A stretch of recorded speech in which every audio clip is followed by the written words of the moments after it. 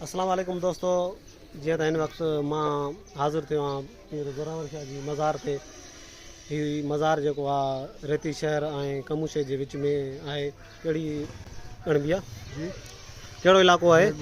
ये पीर ज़ोरावर शाह दरगाह कोट परे चाचड़ सही हामिन चाचड़ जे विच ते मुरादपुर में। सही। सो अॼु अव्हांखे ॾेखारींदासीं असां ज़ोरावर शाह जी मज़ार ऐं असां हू बि सां आया आहियूं, बुज़ुर्गनि खे मञण वारा आहियूं ऐं मूंसां गॾु आहे वाजिद मिराणी। इहा दुआ हलो, हीउ साम्हूं ज़ोरावर शाह जी मज़ार।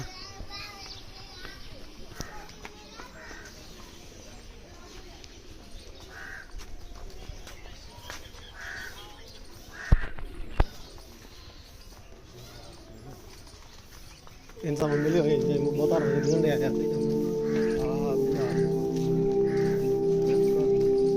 शोरूम ते भी आया। हाँ हाँ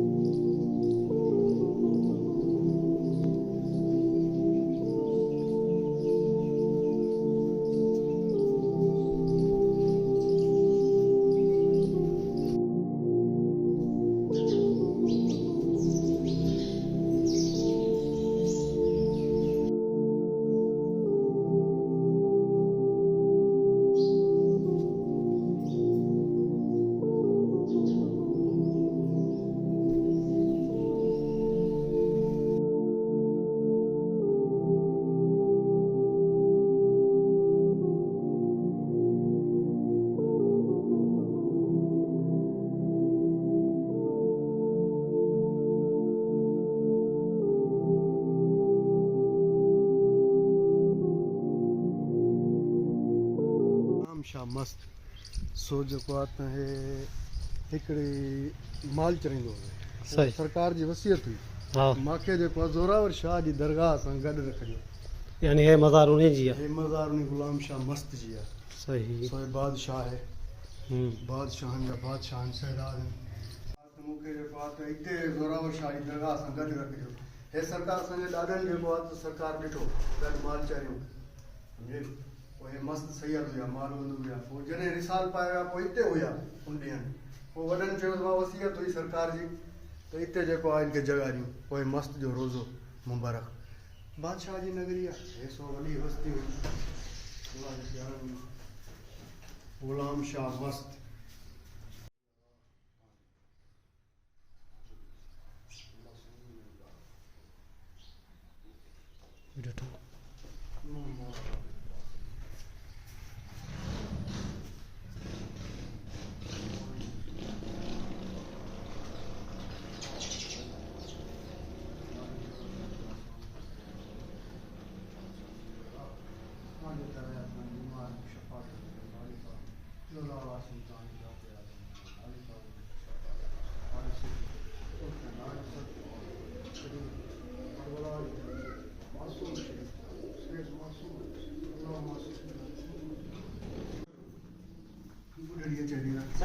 छा ऐसे मेहंदी आहे हे छाजे लाइ आहे? हे दिलूं वास करे अचनि था हा। त मुंहिंजी शादी ते पोइ शादी मालिक शान शाह अल्लाह जी बारगाह में थिए थो थारो राज़ आहे वलियनि जो पोइ मेहंदी हणी दोस्तो था अवां ॾिसी रहिया आहियो त माशाल्लाह हे मेहंदी लॻल आहे।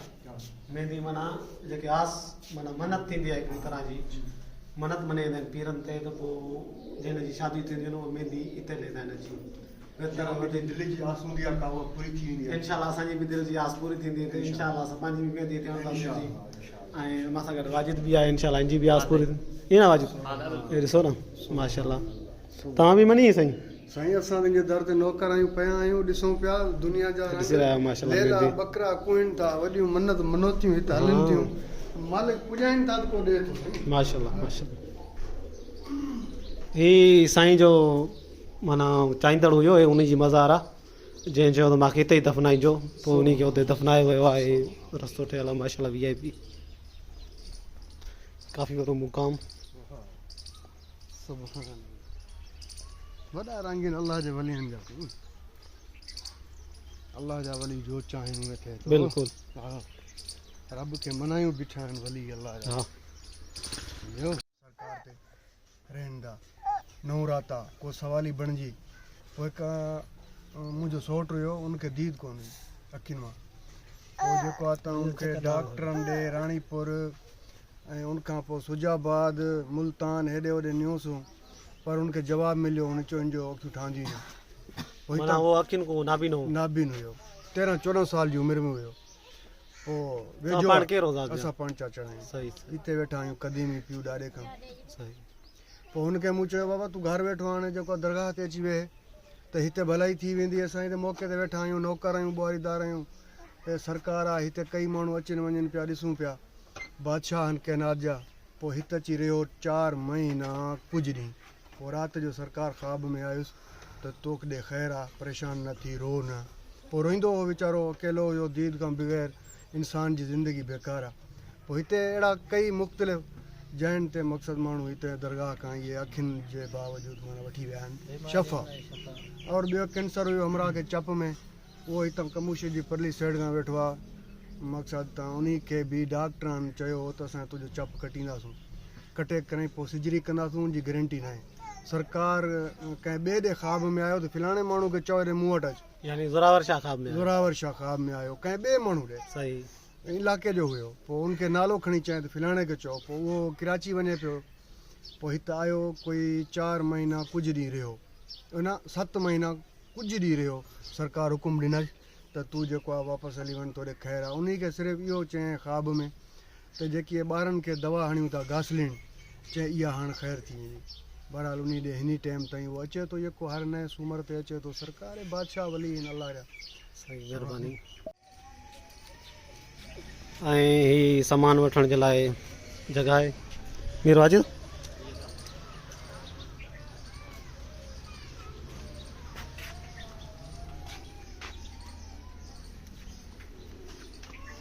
अचो